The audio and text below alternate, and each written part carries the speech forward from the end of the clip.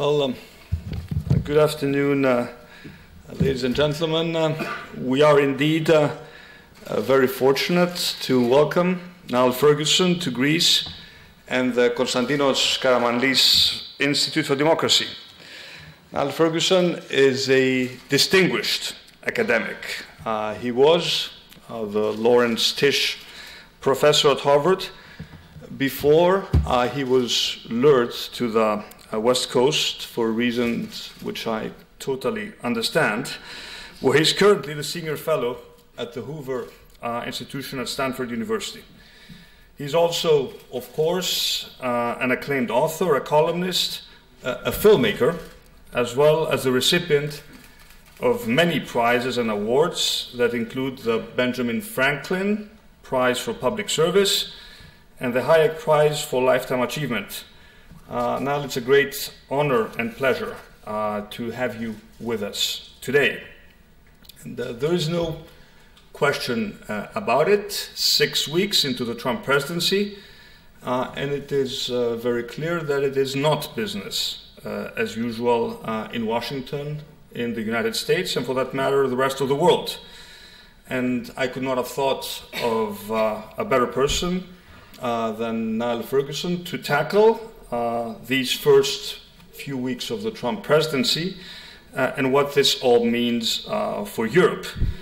And by the looks of the crowd that is gathered here today, it seems I'm not the only one. Although I must admit that some of us might have expected something else. The other day, I had an ecstatic member of my staff come up to me and ask me, how on earth did you manage to get Sir Alex Ferguson to come and speak in Greece? Well, we have another Scot, and Man United fans aside, thank you so much for honoring us with your presence. Last Tuesday, President Trump, in his first address to the joint session of Congress, outlined what I thought was a very measured and to a large extent systemic roadmap for his domestic and his foreign policy initiatives. He, for example, stated emphatically that the US strongly supports NATO. Nonetheless, the most interesting caveat to the importance of the transatlantic partnership came when he said that we will respect historic institutions, referring to NATO, but we will also respect the sovereign rights of nations, directly urging US allies to take a more direct and meaningful role in both strategic and military operations. The real question, however, remains: what are the true intentions of the new US president towards transatlantic institutions and towards the European Union? Are the very pillars of the post-war economic and security establishment being challenged by a new revisionist policy that puts America first? Or will the new president make the necessary adjustment to political realism under the influence of the traditional Republican foreign policy establishment? Looking at America today from our shores, a lot of Europeans have a right to be concerned about statements that promote a new American new isolationism.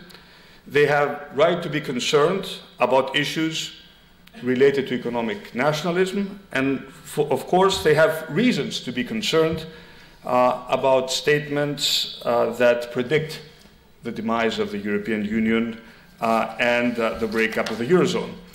Concerns aside, I personally believe that it is way too premature to say that the post-war economic and security arrangement is being questioned. And I would certainly caution all those who have already begun doubting the strength of the system of checks and balances that is at the core of the American democratic system.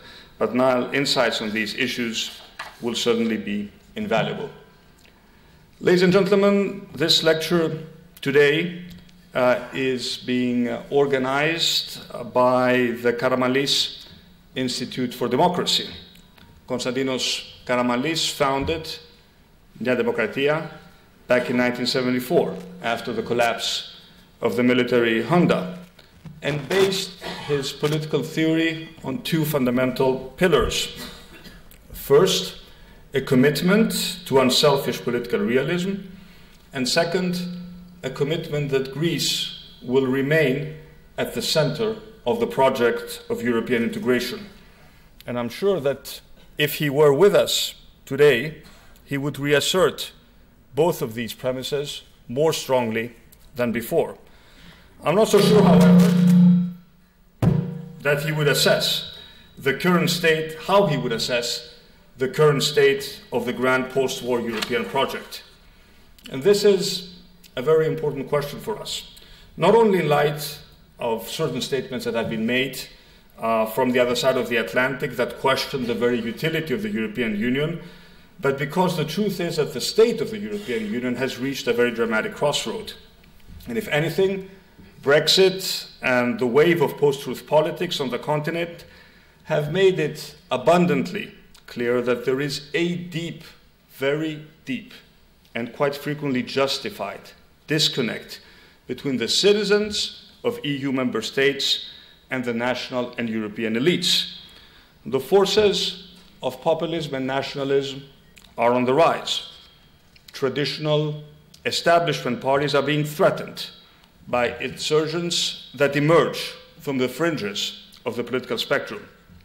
But most profoundly, economic inequality, the forces of globalization, of technological upheaval, are creating a sense of justified, but also of profound uneasiness for many who feel deeply isolated and left behind.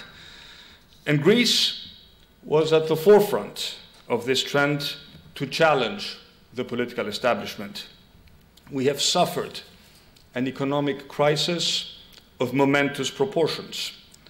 Relationships of trust between traditional political elites and citizens have been shattered and need to be rebuilt.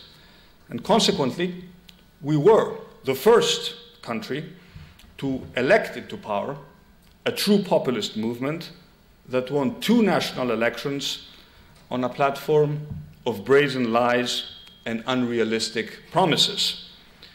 Populists, whether they originate from the left or whether they originate from the right, are notoriously bad at managing real-life problems.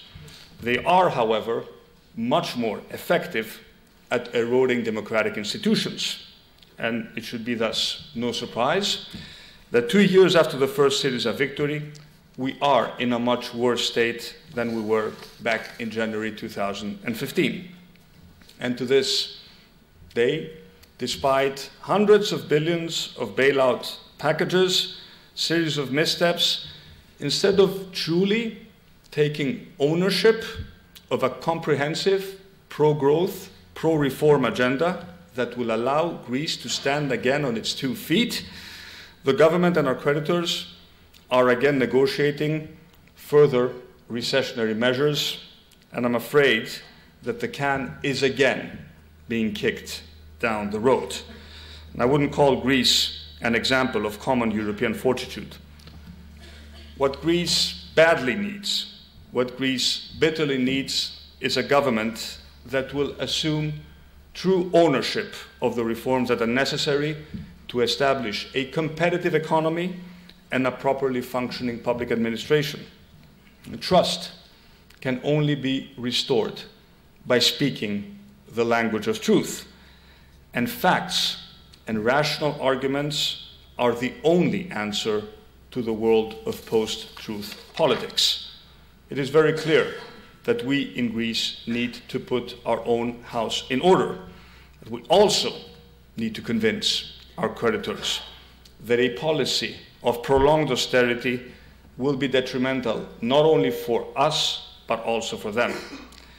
Greece was the first country that was taken over by the false lure and promises of this most recent version of populism.